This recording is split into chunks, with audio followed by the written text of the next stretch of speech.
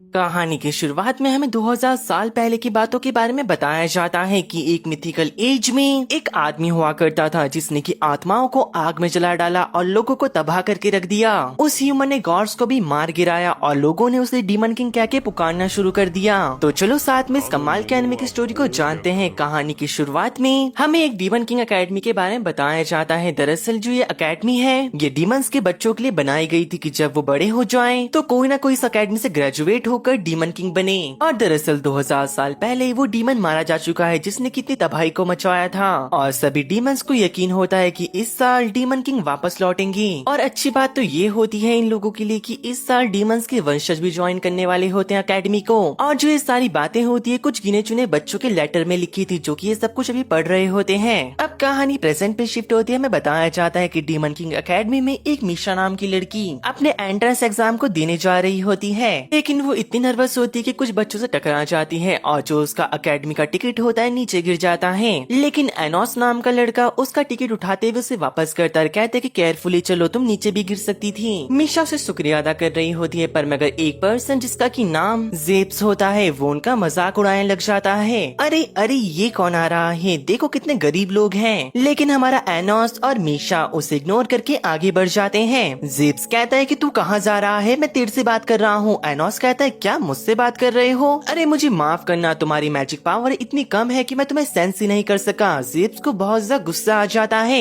और वो अपने डार्क मैजिकल फ्लेम को निकालते हुए कहता है कि मेरे से माफी मांगो वरना मैं तुम दोनों को स्केलेटन में बदल दूंगा। एनोस कहता है कौन सी डार्क मैजिकल फ्लेम, और वो एक फूंक मारता है। जेप्स की यहाँ पे डार्क मैजिकल फ्लेम बुझ चुकी होती है। ये कैसे हो गया है? अरे ये क्या मजाक है, क्या तुम इस माचिस की तीली से हम दोनों को स्केलेटन में बदलना चाह रहे थे। जेब्स को बहुत ज्यादा गुस्सा आ जाता है और वो एनोस के बारे में काफी गलत चीजें बोलने लग चुका था पर मगर एनोस अपने हिप्नोटाइजेशन मैजिक का यूज करता है और उसको उसके घुटने में लेके आ चुका था। ईशा बहुत ज्यादा हैरान हो चुकी होती है देखने के बाद। दरअसल जो जेब्स होता है वो एक काफी ताकतवर रॉयल फैमिली से बिलोंग करता है, बिना कुछ करे उसको उसके घुटने पे लेके आ गया। एंट्रेंस एग्जाम की शुरुआत हो जाती है और हमें बताया जाता है की 2 पर्सन के बीच में बैटल कराई जाएगी और जो जीत जाएगा उसे एंट्रेंस एग्जाम में पास कर दिया जाएगा। हमें दिखाया जाता है कि पहला बैटल एनोस और जेब्स के बीच में होता है। दरअसल जेब्स ने एक मैजिकल आर्मर को पहन रखा था जो कि मैजिकल अटैक को काफी ज्यादा रिड्यूस कर देता है और उसके पास एक काफी ताकतवर स्वॉर्ड भी होती है। लेकिन हमारा लड़का जेब्स के सामने काफी ज्यादा कूल वे में खड़ा होता है जैसे कि मानो उसे किसी बात का डर ही ना हो। जेब्स कहता है कि तुमने मेरी बहुत ज्यादा बेइज्जती कर दी है, तुम्हें मेरी फैमिली बैकग्राउंड के बारे में नहीं पता। अगर उन्हें पता चला कि तुम 2 कौड़ी के लड़के ने मेरे साथ ऐसा करा है तो तुम बचोगी नहीं। और तुरंत ही वो अपने फायर स्वॉर्ड से हमारे एनोस के ऊपर हमला कर देता है पर मगर एनोस वापस से फूंक मारता है और जो उसकी फायर फ्लेम होती है फिर से बुझ जाती है। सारे बच्चे इवन जो टीचर होते हैं वो भी काफी ज्यादा हैरान हो चुके थे देखने के बाद। पर मगर एनोस कहता है चलो मैं तुम्हें जीतने का मौका देता हूँ, मैं यहाँ से नहीं हिलूंगा, ना ही मैं अपने मैजिक का यूज करूंगा और मेरी मूवमेंट भी ना के बराबर होगी, लेकिन मैं तुम्हें विश्वास दिलाता हूँ मैं तुम्हें तब भी हरा दूंगा। जेब्स कहता है क्या तू एक नंबर का पागल है, शायद तुझे नहीं पता जो मैजिकल आर्मर मैंने पहन रखा है वो काफी ज्यादा ताकतवर है, तुम्हारा एक भी मैजिक अटैक मेरे ऊपर वर्क नहीं कर सकता। तुरंत ही उसकी बॉडी से खून निकलने लग चुका था जैसा कि मानो किसी ताकतवर चीज ने उसे पंच कर दिया हो। तुमने कहा था कि तुम मेरे ऊपर मैजिक अटैक नहीं करोगे तो ये कैसे हुआ? एनोस कहता है कि तुम्हें मेरी हार्ट बीट सुनाई नहीं दे रही है। दरअसल एनोस ने अपने हार्ट बीट के प्रेशर से ही उसकी ऐसी हालत कर दी होती है। जेब्स कहता है कि मुझे पता है कि तुम अपने मैजिक पावर के थ्रू अब मुझसे हार मंगवाओगे। एनोस कहता है कि ऐसी बात नहीं है, तुम खुद ही हार मान जाओगे अब। जेब्स कहता है कि मैं अपनी जिंदगी खत्म करने को तैयार हूँ और मैं मर जाऊंगा पर मगर तुमसे हार मैं कभी नहीं मांगूंगा। एनोस कहता है कि जैसे तुम्हारी मर्जी और वो एक चुटकी बजाकर जेब्स को सच में मार देता है पर मगर 3 सेकंड के बाद वो जेब्स को वापस से रिकार्नेट करता है उसकी ही बॉडी में और जेब्स की बॉडी से सारे घाव मिट चुके होते हैं पर मगर तुरंत ही एनोस जेब्स के ऊपर काफी सारे कट्स को मार देता है जहाँ से उसका ब्लड बाहर निकलने लग चुका था। दरअसल गाइस एनोस ने यहाँ पे एक मैजिकल स्पेल का यूज करा होता है कि जहाँ पर अपने दुश्मन को मार के हम 3 सेकंड में उसे वापस जिंदा कर सकते हैं। दरअसल मरने के बाद 3 सेकंड तक इनकी बॉडी में इनकी सोल रह जाती है। एनोस फिर से कहता है क्या तुम अपनी हार को एक्सेप्ट करते हो या फिर मैं तुम्हें फिर मारूं? जेब्स कहता है कि मैं अपने आखिरी दम तक तुमसे माफी नहीं मांगने वाला। एनोस कहता है कि देख लो मरने के बाद सिर्फ हमें एक ही मौका मिलता है। जेब्स फिर भी नहीं मान रहा होता। एनोस उसे 3-4 बार और मार देता है और कहता है कि मुझे पता है कि तुम अब हार मान लोगे क्योंकि मरने के बाद इंसान का नजरिया बदल जाता है दुनिया को देखने का। जैसा कि एनोस ने कहा होता है, जेब्स अपनी हार मान लेता है। जेब्स के मन में चल रहा था कि जब वो पहली बार मरा उसने मौत को बहुत ज्यादा करीब से देखा, जिस वजह से उसके मन में डर बैठ चुका था और उसने हार मान ली। दूसरी ओर हमें दिखाया जाता है कि जो अगला इनका टेस्ट होता है उसमें सारे स्टूडेंट के स्कोर ज्यादा नहीं आ रहे होते, किसी का 200, किसी का 300 और मैक्स 600 आ रहा था। लेकिन जो मीशा होती है उसका 1 लाख से ऊपर आता है। एनोस की तो बात ही अलग होती है, उसने उस क्रिस्टल को ही तोड़ दिया होता है जो कि उनके एप्टीट्यूड को माप रहा था। यहाँ पर मीशा और एनोस ने एप्टीट्यूड टेस्ट को भी काफी ज्यादा अच्छे से पास करा था। और अब जब वो घर जा रही थी,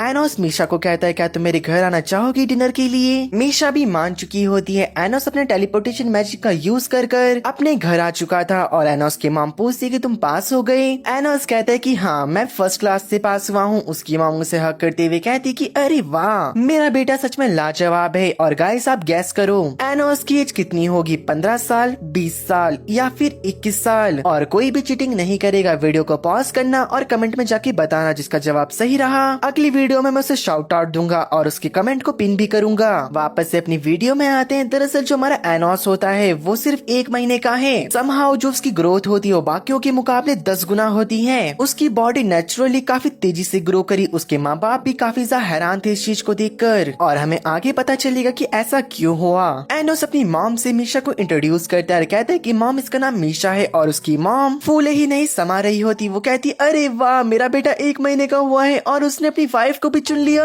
ये तो काफी ज्यादा अच्छी बात है, मैं तुम्हारे लिए काफी ज्यादा खुश हूँ। एनोस के फादर इतने ज्यादा खुश आते हैं, वो कहते हैं कि अस्सी तुस्सी ऑलमाइटी। आगे नहीं बोलूंगा यार, बच्चे भी वीडियो देखते हैं मेरी। अब वो सभी लोग डाइनिंग टेबल में बैठ रखे होते हैं। एनोस की मॉम पूछती कि मीशा तुम्हें मेरे बच्चे में क्या पसंद आया? अगर आंटी मैं सच बताऊं तो आपका लड़का बहुत सा अच्छा है। उसने मेरे साथ बाकियों के मुकाबले काफी ज्यादा अच्छे से व्यवहार करा। एनोस की मॉम सुन के बहुत ज्यादा खुश हो जाती है। बाय द वे बच्चों, पहले किसने किसको अप्रोच करा और किसने बात को शुरू करा? मॉम वो कौन होगा? वो मैं ही था। मैंने अकेडमी के बाहर मीशा से बात करी। अब डिनर करने के बाद एनोस मीशा को छोड़ने जा रहा होता और पूछता है कि उसकी फैमिली कैसी है। मीशा कहती है कि मैं हमेशा अकेली रहती हूँ। दरअसल मेरी फैमिली मेरी बहन के साथ रहते हैं और जो मेरी बहन है उससे मेरी बिल्कुल नहीं बनती। एनोस बहुत ज्यादा सीरियस होता है। मीशा कहती कि देख के लगता है कि तुम्हें मेरे लिए बुरा लग रहा है। मुझे लगता है कि तुम दिल के बहुत सा अच्छे हो। एनोस कहता है कि तुम्हारा शुक्रिया। दरअसल जो बाकी लोग हैं वो तो चाहते थे कि मैं पैदा ही नहीं हुआ होता। अगर मैं ना होता तो ये दुनिया काफी ज्यादा अच्छी होती।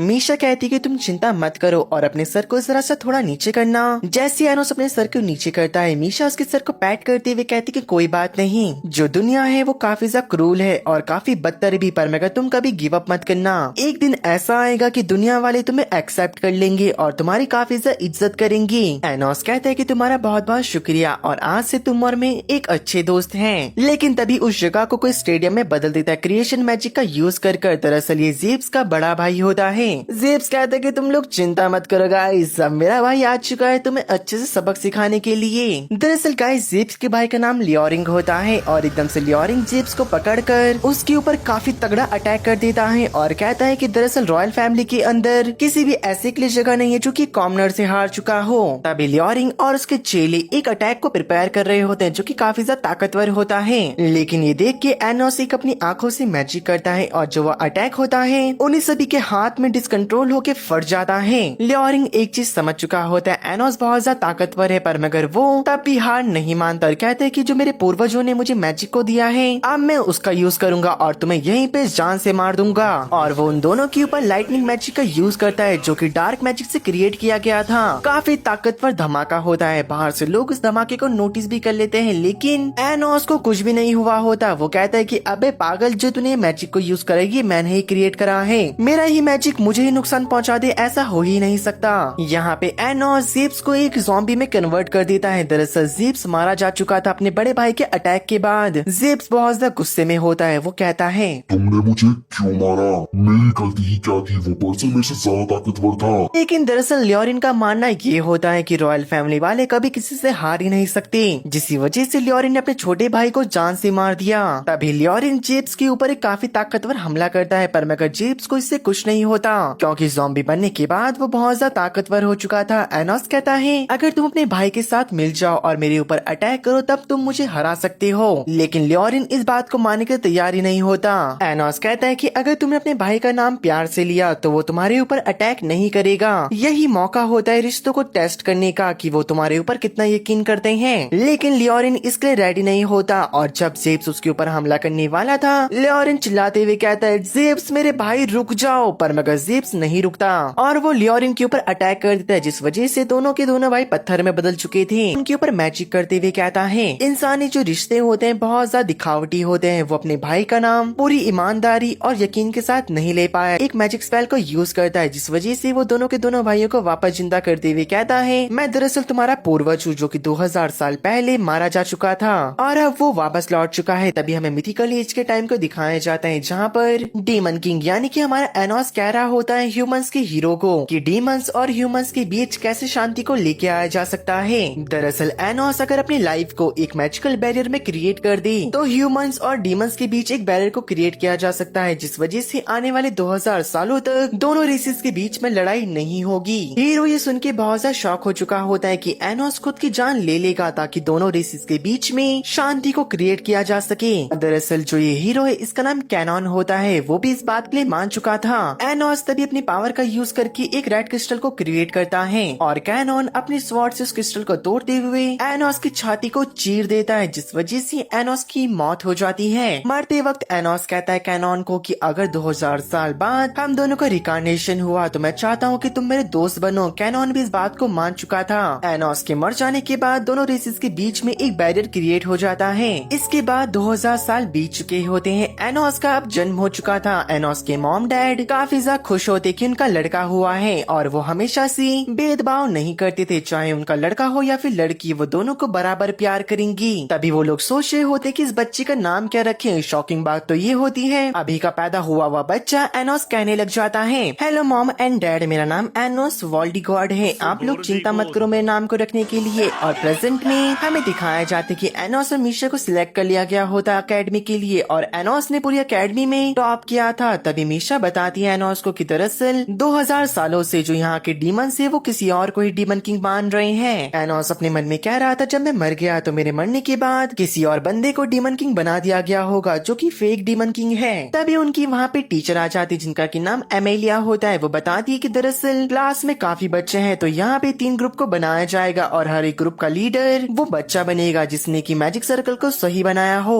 एनोस अपना हाथ खड़ा करता है। वो कहते हैं कि मैं इस सर्कल को बना सकता हूँ। एमिलिया यानी कि उनकी टीचर कहती कि नहीं, तुम लीडर नहीं बन सकती क्योंकि तुम्हारे खून में मिलावट है, यानी कि एनोस प्योर डीमन नहीं होता। अब तो देखा जाएगा कि आखिरकार ये डीमन किंग कैसे बनेगा। एनोस कहता है कि मिस टीचर, मैं आपको चैलेंज करता हूँ कि मेरे से ज्यादा अच्छा मैजिक सर्कल आप बना के दिखाओ। और तुरंत ही एनोस काफी अच्छा मैजिक सर्कल बनाता है और बताता है कि जो आप मैजिक सर्कल को फॉलो कर रहे हो 2000 सालों से, ये बिल्कुल ही गलत है। एनोस तुरंत ही अपने मैजिक का यूज करके उस सर्कल को ठीक कर देता है। टीचर बहुत ज्यादा हैरान हो जाती है। दरअसल जो ये मैजिक सर्कल है डीमन किंग की फैमिली को बिलोंग करता है जिन्होंने की इसे बनाया और उस सर्कल के ऊपर काफी ज्यादा हायर स्पेल को यूज करा गया था कि कोई भी इसे चेंज ना कर सके। लेकिन एनोस के लिए तो बाएं हाथ का खेल होता है, जिस कारण टीचर भी उससे बहुत ज्यादा इम्प्रेस हो चुकी थी, जिस वजह से उन्हें एनोस को लीडर बनाना पड़ता है एक ग्रुप का।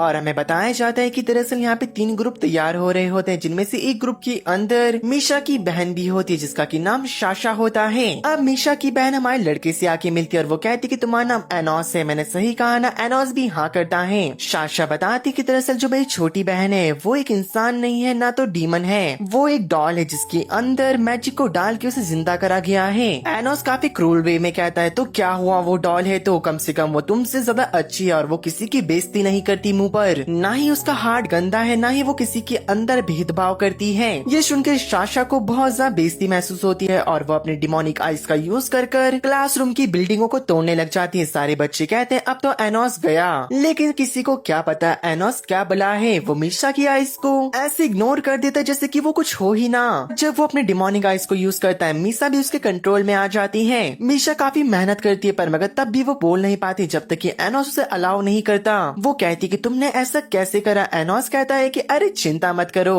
अगर तुम मेरे ग्रुप में आना चाहो तो मैं तुम्हें सिखा दूंगा। पर मगर मीशा कहती है मैं तुम्हारे ग्रुप में कभी नहीं आने वाली और मैंने कभी इस डॉल को अपनी सिस्टर माना ही नहीं। ऐसा कहने के बाद वो वहाँ से चली जाती है। अकेडमी खत्म हो चुकी होती है और जब वो अपने घर जा रही थी मीशा हमारे लड़के को चैलेंज करती और कहती कि एनोस अगर मेरा ग्रुप जीता तो तुम्हें मेरा सर्वेंट बनना होगा, पर मगर अगर तुम जीते तो मैं तुम्हारी टीम को ज्वाइन कर लूंगी। एनोस भी कहते हैं कि ठीक है, वैसे भी मैं जीतने वाला हूँ तो खुद को प्रिपेयर कर लो मेरी टीम में आने के लिए। अगले दिन हमें दिखाया जाता है कि मीशा अपनी टीम वालों के साथ बैठ रखी होती है और आज दरअसल कंपटीशन का दिन होता है। साशा ने एनोस और मीशा के ऊपर अपनी नजर गड़ा के रखी होती है। एनोस के कहने पर मीशा ने 3 कासल को क्रिएट कर दिया होता है। साशा को पता होता है कि दरअसल इनमें से एक रियल है और बाकी 2 नकली। साशा कहती कि उनके कासल के ऊपर हमला करो, पर मगर वो हैरान हो जाते हैं कि उनकी तरफ एनोस बिना हथियार के बढ़ रहा था। साशा कहती कि इससे फर्क नहीं पड़ता, उनके ऊपर अटैक कर दो, वैसे भी हमारे कासल के ऊपर 3 डिमोनिक लेयर लगा रखी है मैजिक की, तो हमारे कासल को कुछ नहीं होगा। लेकिन ये बच्चे क्या जाने आखिरकार एनोस क्या बला है।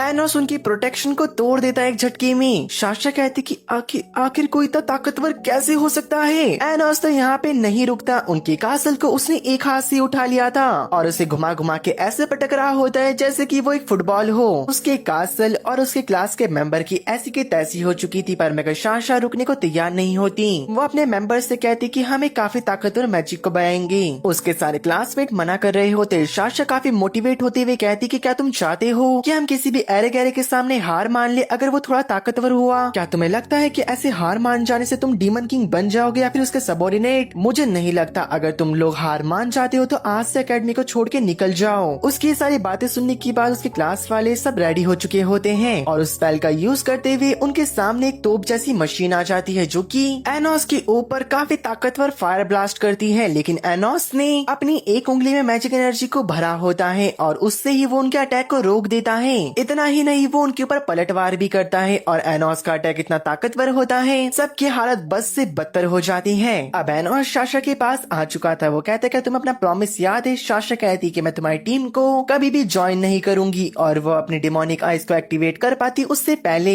हमारा एनोस उसकी आइज को डीएक्टिवेट कर देता है और कहता है अपने प्रॉमिस को मत भूलो, तुम बहुत ज्यादा ताकतवर हो, अगर तुम मेरी टीम में आती हो तो मैं तुम्हें बहुत कुछ सिखा सकता हूँ। साशा मना करती है और वो कहती है कि मैं मरना पसंद करूंगी, पर मगर मैं किसी की टीम में ऐसे नहीं आऊंगी। मैं इतनी ताकतवर होंगी कि एक दिन मैं तुम्हें भी हरा दूंगी और मैं डीमन किंग बन जाऊंगी। एनोस कहता है कि पागलों की तरह बातें मत करो, अगर ऐसा हो सकता तो 2000 साल पहले ऐसा कोई कर चुका होता। पर तभी वहाँ पर मीशा आ जाती है जो कि साशा के पास जाती है और काफी प्यार से कहती कि बहन क्या तुम ठीक हो? मीशा की शक्ल देखने के बाद साशा मान चुकी होती है और वो कहती कि मुझे नहीं लगा था कि मेरी बहन इतनी इनोसेंट भी हो सकती है। साशा पूछती है क्या तुमने मेरी बहन की वजह से मुझे अपनी टीम में ज्वाइन करा है? एनोस हाँ करता है और वो कहते हैं कि दूसरी वजह ये है जो तुम्हारी डिमोनिक आइज से बहुत ज्यादा सुंदर है। ऐसी डिमोनिक आइज मैंने किसी की नहीं देखी और ये मुझे बहुत ज्यादा पसंद आई। साशा ये सुन के ब्लश करने लग जाती है और एनोस उसे अपने घर पे लेके आया था। उसकी मॉम कहती है अरे बाबा, एनोस के फादर ये देखो, एनोस दूसरी लड़की को लेके आ चुका है, क्या वो 2 घर वाली रखेगा? एनोस के फादर कहते हैं मेरे बेटे, मैं तेरे ऊपर यकीन करता हूँ कि तू ऐसा कर सकता है क्योंकि तेरे फादर को कभी ऐसा करने का मौका नहीं मिला। लेकिन उसके फादर तुरंत ही चुप हो जाते हैं वरना एनोस की मॉम उनका सर फोड़ देती। वो सभी लोग साथ में डिनर करते हैं। साशा को एनोस की फैमिली बहुत ज्यादा पसंद आई थी और घर के पास साशा पूछती कि मीशा सच बताना क्या तुम एनोस को पसंद करती हो? और मीशा भी हाँ में जवाब देती है। एनोस बाहर आ चुका था और कहते कि चलो मैं तुम्हारे घर तुम्हें छोड़ देता हूँ। और उनके घर के बाहर आ जाने के बाद मीशा अंदर चली जाती है, पर मगर साशा एनोस से बात करते हुए कहती है तुम्हारा शुक्रिया मेरी बहन और मेरे बीच में सब कुछ ठीक करने का। एनोस कहते हैं अरे ये तो कुछ भी नहीं था। लेकिन मीशा का मूड तो थोड़ा रोमांटिक हो चुका होता है। वो कहती कि एनोस क्या तुम मेरे पास आओगे? एनोस कहते हैं अरे बाबा ये सब कुछ मेरे से नहीं होने वाला, वैसे भी मैं 1 महीने का हूँ। साशा को समझ नहीं आता एनोस ये क्या बकवास कर रहा है, पर मगर दूसरी बार जब वो एनोस को अपने पास बुलाती है एनोस भी चला जाता है और मीशा एनोस को काफी देर तक एक लंबी किस करती है और वो एनोस को बोलती कि इसकी आदत मत डाल देना वरना मेरे को इसकी लत लग जाएगी। बस ये मेरा थैंक यू बोलने का एक तरीका था जो कि बस मैं तुम्हारे साथ करा है। वैसे भी ये मेरी फर्स्ट किस थी। एनोस कहता है कि तुम्हें क्या लगता है मैं क्या लड़कियों को किस करता फिरता हूँ? ये भी मेरी पहली किस थी। एनोस के जाने के बाद दोनों बहनें बातें कर रही होती हैं जहाँ पे मीशा सासा से पूछती है क्या तुम एनोस को पसंद करती हो, पर मैं ब्लश करते हुए कहती है कि नहीं, ऐसे जोकर को मैं पसंद क्यों करूंगी जिसने कि मुझे हरा दिया। लेकिन मीशा को समझ आ चुका होता है कि वो झूठ बोल रही है। साशा बताती कि बचपन में जो मेरी डिमोनिक आइज थी उससे सब लोग डरा करते थे, कोई मेरे पास आना पसंद नहीं करता था क्योंकि जो मेरी आंखें वो डिस्ट्रक्शन का कारण बनती थी हर बारी। पर मगर तुम पहली थी जो कि मेरे पास आई और तुमने मुझे संभाला जिस वजह से मैं अपनी डीमन आइज पे कंट्रोल कर सकी। अगले दिन जो हमारी मीशा और हमारा लड़का होता है वो साथ में बैठ रखे थे जहाँ पे मीशा कहती है कि कल साशा का बर्थडे है, मैं उसे क्या गिफ्ट दूं, पर मगर तब तक वहाँ पे साशा भी आ चुकी होती है। टीचर बताती कि आज आज डीमन किंग के 7वें वंशज यहाँ पे आने वाले हैं, जो कि तुमको एक लेक्चर देंगी, तो उनकी बातें ध्यान से सुनना और क्लास के बीच में किसी ने कोई भी बदतमीजी करी तो उसे डिस्पेल कर दिया जाएगा। एनोस को कुछ समझ नहीं आता कि यहाँ पे क्या बातें चल रही हैं। साशा कहती कि अरे यार तुम डीमन किंग बनने के लिए अनफिट हो। दरअसल 2000 साल पहले डीमन किंग ने अपने ब्लड से अपने 7 वंशजों को बनाया था, जिनमें से आज यहाँ पे 7वां वंशज आने वाला है, जिन्होंने की इस अकेडमी को भी बनाया है। एनोस को तब भी कुछ समझ नहीं आता। वो कहता है कि अगर वो 2000 सालों से जिंदा है तो वो मुझे जानता होगा। टीचर कहती कि बच्चों मैं तुम्हें एक बारी और कह दूं, आज कोई भी दंगा नहीं चलेगा क्लास में। खासकर एनोस को कह रही होती है। एनोस कहते कि टीचर आपको क्या लगता है क्या मैं दंगा करूंगा? आप चिंता मत करो। तभी यहाँ पे डीमन किंग के 7वें वंशज आइविस की एंट्री होती है और सारे बच्चे शांत हो जाते हैं उसे देखने के बाद। पर मगर तभी हमारा लड़का कहता है आइविस क्या मैं तुम्हें याद हूँ? हमें काफी टाइम हो चुका है मिले भी ना। पर मगर तभी टीचर डर चुकी होती है। वो कहती कि एनोस तुम्हें इमीडिएटली एक्सपेल कर दिया जाएगा इस अकेडमी से। आइविस सामा मुझे माफ कर दीजिए। आइविस टीचर को चुप कराते कहता है कि मुझे माफ करना, अनफॉर्चुनेटली मैं अपनी मेमोरीज को भूल चुका हूँ जो कि 2000 साल पहले मेरे पास हुआ करती थी। दरअसल सिर्फ मेरे को अपने मास्टर का नाम याद है, उसके अलावा कुछ और नहीं। एनोस कहता है तो तुम पक्का मुझे जानते होंगे, और वो तुरंत ही आइविस के मुंह को पकड़ लेता है और उसकी मेमोरीज को स्कैन करने लग जाता है। टीचर, बच्चे, इवन सब लोग वहाँ पे डर रखे होते हैं, लेकिन सच में आइविस को याद नहीं होता कुछ। और आइविस एनोस की ऐसी हरकत से नाराज भी नहीं हुआ होता है, अपने लेक्चर को देता है। और जब वो खत्म हो जाता है, एनोस और आइविस एक जगह पे जाके बात कर रहे थे। आइविस कहते हैं कि मुझे माफ करना, क्या मैं तुमसे कुछ पूछ सकता हूँ? एनोस कहता है कि हाँ पूछो। जब तुमने क्लास के अंदर मेरी मेमोरीज को स्कैन करा वो क्या था? मैं 2000 साल पीछे जा चुका था। एनोस कहता है कि आइविस दरअसल वो एक एंशिएंट मैजिक है जो कि मेरे और हीरो के अलावा कोई और नहीं जानता। यहाँ पे हमारा लड़का आइविस को ये भी बताता है कि दरअसल मैं तुम्हारा असली मास्टर हूँ, जो कि 2000 साल पहले डीमन किंग था। और मेरे को लगता है कि जो आप फेक डीमन किंग बन के बैठ रखा है उसने तुम्हारी मेमोरीज के साथ छेड़छाड़ करी होगी। आइविस कहता है कि जो ये सारी बातें हैं मैं नेचुरली तौर पे जानना चाहूंगा, और वो चुपचाप वहाँ से जाने लग जाता है। अगले सीन में सारे बच्चों का एक टेस्ट होने जा रहा था, जहाँ पे टीचर कहती कि हम एक एंशिएंट कैसल के अंदर जाएंगे, जहाँ से कि तुम काफी ज्यादा रेयर चीजों को बाहर लेके आओगे, जिसके बदले तुम्हें पॉइंट्स दिए जाएंगे और जो जीतेगा उसे इनाम दिया जाएगा। ये सुनने के बाद बच्चे कैसल के अंदर भागने लग जाते हैं, पर मगर हमारा लड़का वहीं पे खड़ा रहता है। साशा कहती कि एनोस क्या हमें अंदर नहीं जाना है, हम पीछे छूट जाएंगी। एनोस कहता है अरे रुको रुको, इतनी भी जल्दी क्या है, बस हमें कासल के सबसे नीचे जाना है, जहाँ पे हमें एक छड़ी मिलेगी। अगर हमने उसे कलेक्ट कर लिया हमें कुछ और ढूंढने की जरूरत ही नहीं है। साशा कहती कि तुम्हें कैसे पता कि वो छड़ी कहाँ पर है? वो जगह बहुत ज्यादा नीचे है, वहाँ तो टीचर्स का भी जाना मना है, हम लोग वहाँ पे कैसे जाएंगे? एनोस अपने मन में कहते कि दरअसल ये कासल मेरा है और इतने सालों में बिल्कुल नहीं बदला। वो लोग अंदर जा रहे होते हैं। साशा काफी आगे निकल चुकी होती है। एनोस कहता है मीशा नीचे ट्रेजर में तुम्हें कुछ न कुछ मिल जाएगा जो कि तुम साशा को दे सकती हो, और मैं तुम्हारे लिए भी कुछ न कुछ ले लूंगा। वैसे तुम्हारा बर्थडे कब है? मीशा बताती है कि मेरा बर्थडे भी कल है, पर मगर मुझे कोई भी गिफ्ट नहीं चाहिए। दरअसल साशा और मीशा दोनों ट्विंस होती हैं, पर मगर मीशा मना करती कि उसे कोई भी गिफ्ट नहीं चाहिए, वो सिर्फ अपनी बहन को गिफ्ट देना चाहती ताकि वो खुश हो जाए। अब हमें दिखाया जाता है कि वो लोग चलते चलते एक डेड एंड पे आ जाते हैं, जहाँ पर साशा अपनी डेविल आई का यूज करती है, पर मगर उसे आगे कुछ भी दिखाई नहीं दे रहा होता। एनोस कहते कि रुको, और वो आगे आते हुए बिना हाथ लगाए दीवार तोड़ देता है। और जब वो सब लोग आगे देखते हैं वहाँ पे काफी सुंदर एक जगह होती है। एनोस उस जगह को देखते हुए कहता है कि पिछली बार से अगर मैं याद करूँ तो ये जगह थोड़ी बहुत बदल चुकी है। अब वो लोग उसी दरवाजे पे आ जाते हैं जिसके पीछे वो प्राचीन छड़ी को रखा गया होता है, पर मगर साशा बताती है इस दरवाजे के ऊपर एंटी मैजिक स्पेल को करा गया है। इसका मतलब ये है कि इस दरवाजे पे कोई सा भी मैजिक काम नहीं करेगा, चाहे वो कितना ही ताकतवर क्यों ना हो। एनोस कहते हैं इसमें कोई बड़ी बात नहीं है, ये काफी ज्यादा आसान है। और हमें दिखाया जाता है वो अपने रॉ स्ट्रेंथ से उस गेट को खोल देता है। हमारा लड़का बताता है कि हर बारी अपने मैजिक के ऊपर डिपेंड होना ही सही नहीं होता, अपनी रॉ स्ट्रेंथ के ऊपर भी डिपेंड होना चाहिए कभी कभी। और हमें दिखाया जाता है कि साशा जब उस छड़ी को देखती है वो तो उसे प्यार कर बैठती है और कहती है कि हम इसे छू लूं, मुझे इसे छूना है। दूसरी ओर जो एनोस होता है वो मीशा को ट्रेजर रूम में लेके आया होता है, कहते कि जो भी तुम्हें चुनना है तुम यहाँ से चुन सकती हो।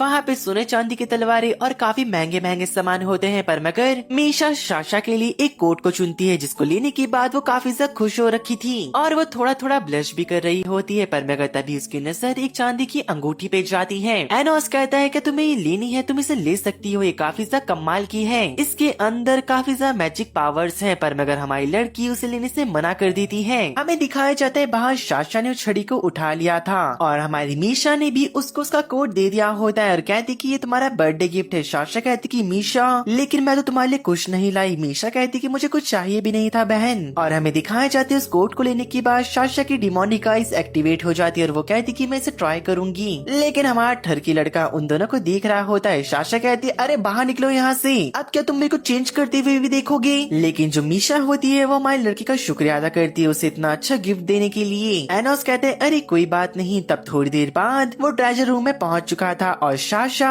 उस कोड को ट्राई कर रही होती है जिसमें साशा उसकी मदद कर रही थी। साशा कहती कि मीशा हैप्पी बर्थडे, मैं तुम्हारे लिए काफी ज्यादा खुश हूँ। अब थोड़ी देर बाद हमारा लड़का बाहर आता है ट्रेजर रूम से, पर मगर वो देखता है कि साशा ने मीशा को चाकू मार दिया होता है। वो पूछता है कि तुमने ये क्यों करा। साशा कहती है कि तुम लड़के कितने बेवकूफ होते हो, तुम्हें पता है मैं मीशा से बहुत ज्यादा नफरत करती हूँ और यहाँ तक आने के लिए मैंने तुम्हारा सहारा लिया। क्या तुम्हें लगता है जो मैंने तुम्हें वो किस करा था वो तुमको मैंने असली में करा था? दरअसल मैं तुम्हारा फायदा उठा रही थी। अब ये छड़ी मैं टीचर को दे दूंगी और इस एग्जाम में टॉप करूंगी। और तुरंत ही वो मीशा को सुनाते हुए कहती कि कभी मैंने तुम्हें पसंद ही नहीं करा, तुम एक नंबर की नाली की कीड़ी हो जो कि बस नाली में घूमती रहती है। और वो मीशा के ऊपर एक स्पेल को यूज कर देती है, अगर एनोस ने साशा के ऊपर अटैक करा तो वो अटैक मीशा को लगेगा। और साशा कहती है कि मेरे को लगता है कम से कम तुम्हें 30 से 40 सेकंड लग जाएंगे इसे ठीक करने में, तब तक मैं यहाँ से भाग जाऊंगी। वो अपने ऊपर मैजिक का यूज करती है ताकि वो तेज भाग सके, पर मगर जैसी वो भागती है उसे एनोस पकड़ लेता है और हमें दिखाया जाता है कि मीशा का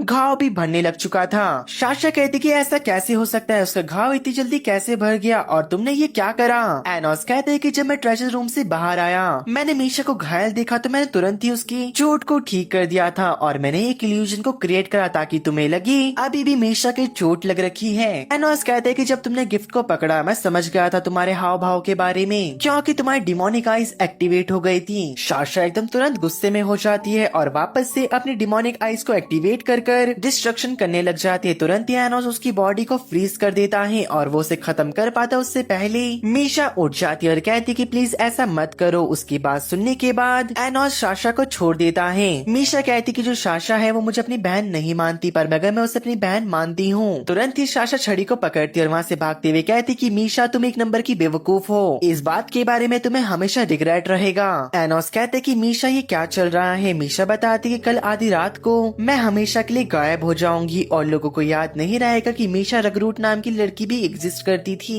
मीशा बताती कि दरअसल हम ट्विन सिस्टर नहीं है, मैं उसके सोल से बन रखी हूँ। एनोस से सुनने के बाद समझ चुका होता है कि सारा काम आइविस का था। उसने साशा की आत्मा को 2 हिस्से में बांट दिया और जो वो दूसरा हिस्सा था उसे हम मीशा के नाम से जानते हैं। मीशा बताती कि दरअसल कल जब मेरी बहन का बर्थडे आएगा तब मैं पूरी तरीके से गायब हो जाऊंगी और दरअसल आइविस का ये प्लान था ताकि जो मीशा की नॉलेज है वो साशा में मर्ज हो जाए और एक काफी ताकतवर डीमन का जन्म हो। मुझे कोई भी रिग्रेट नहीं है अपनी बहन के अंदर समाने का, पर मैं चाहती थी कि जो मेरी जिंदगी के 15 साल है मैं उन्हें अच्छे से बिताऊं, लेकिन ऐसा नहीं हो पाया। लोगों ने मुझे हमेशा ताने सुनाए और मेरे को डॉल कह के पुकारा, पर मैं जब से तुम आए हो मेरी लाइफ पूरी तरीके से चेंज हो चुकी है। मैं काफी ज्यादा खुश होके रहती हूँ, चाहे भले ही ये एक हफ्ते की बात थी, पर मैं इन 15 सालों में आज तक इतनी खुश कभी नहीं हुई थी। एकदम से एनोस मीशा को अपनी तरफ खींच के हक कर लेता और वो कहते कि चुप हो जाओ, ऐसी बातें मत करो, तुम मुझे बताओ कि आखिरकार तुम क्या चाहती हो। मीशा कहती कि मैं चाहती हूँ कि जो साशा है वो मेरे से कभी भी नफरत ना करे।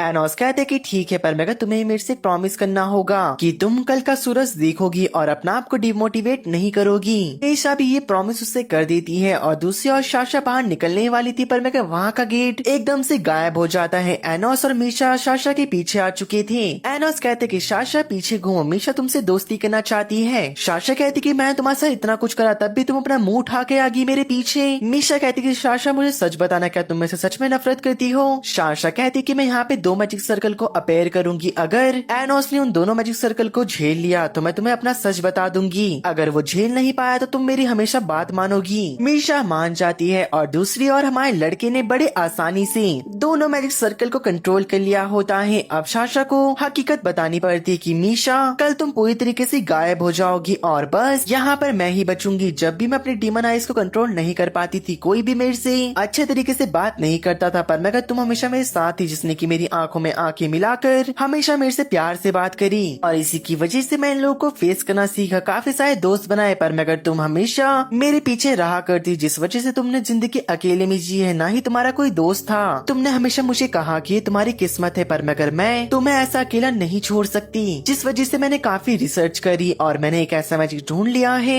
जिससे मैं तुम्हें बचा सकती हूँ, क्योंकि मैंने जिंदगी अपनी काफी ज्यादा मजे में जी है। अब तुम्हारी बारी है अपनी जिंदगी जीने की। दरअसल मैं अपनी सोल तुम्हारे अंदर ट्रांसफर करूंगी और तुम्हें उसे रिजेक्ट करना है, तभी वो मैजिक एक्टिवेट हो जाएगा। और वैसे भी मैंने तुम्हारे साथ बहुत ज्यादा बुरा करा है, तो वो मैजिक आराम से एक्टिवेट हो जाएगा।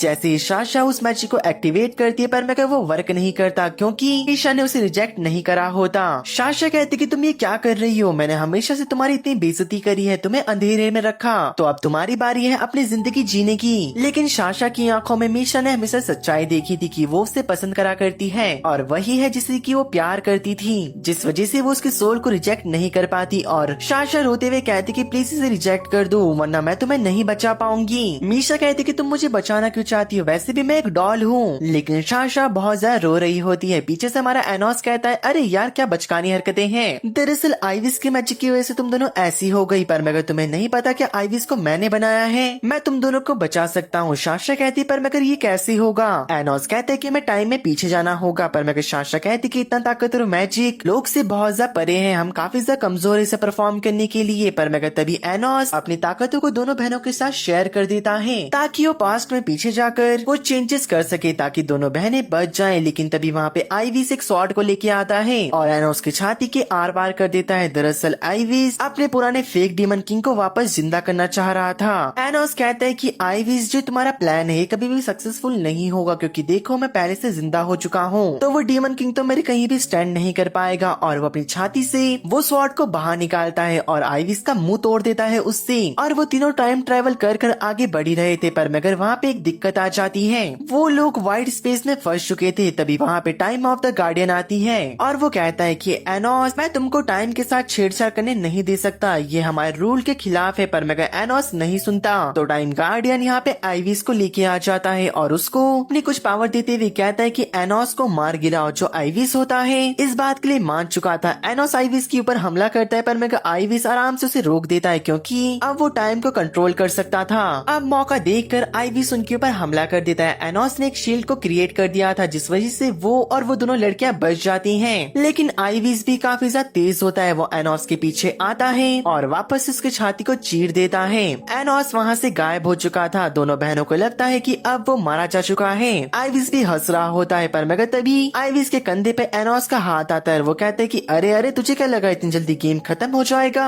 दरअसल एनोस इसलिए वापस आ पाया होता है क्योंकि उसने रीसिलेक्शन मैजिक का यूज करा था। और हम देखते आइविस काफी ज्यादा डर चुका होता है, वो एनोस के ऊपर काफी ज्यादा हमले कर रहा था। लेकिन आइविस के बाजुओं में उतनी जान नहीं होती, तो वो उसकी शील्ड को नहीं तोड़ पा रहा था। टाइम तो पूरी तरीके से रुक चुका होता है। हमारी दोनों लड़कियां भी फ्रीज हो जाती हैं। आइविस बहुत ज्यादा शॉक हो रखा होता है। वो कहता है क्या कोई इतना ताकतवर भी हो सकता है कि उसके ऊपर एक अटैक ही लैंड ना हो ढंग से। एनोस कहता है कि ये दोनों लड़के मेरे ऊपर बिलीव करती है कि मैं असली डीमन किंग हूँ, तो मैं तुम्हें यहाँ पे हरा के दिखाऊंगा। और एनोस दोनों बहनों के डायमेंशन को तोड़ देता है। वो दोनों बहनें कह रही होती कि एनोस हमें यकीन है कि तुम ही डीमन किंग हो, अपने फेथ को अपनाओ और इसे हरा दो। अब जो हमारा एनोस होता है उन दोनों को वापस से पास्ट में लेके जा चुका होता है, जब आइविस ने एक सोल से दो सोल को क्रिएट करा होता है और दोनों बहनें अपने अपने सोल को टच कर देती हैं, जिस वजह से होता ये है कि उनका पुनर्जन्म होता है और अब इस बार वो रियल में अपने अपनी बॉडी में जन्म लेते हैं, यानी कि अब मीशा गायब नहीं होगी। ये देख के आइविस को बहुत ज्यादा गुस्सा आता है कि एनोस ने आइविस के पिछले 2000 साल पुराने सपने को बर्बाद करके रख दिया।